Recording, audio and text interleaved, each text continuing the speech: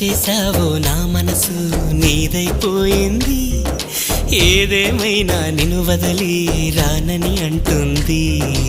ఏం చేసావో నా ప్రాణం నీ చుట్టే ఉంది, ఏదేమైనా జీవితమే నీతని చెబుతుంది.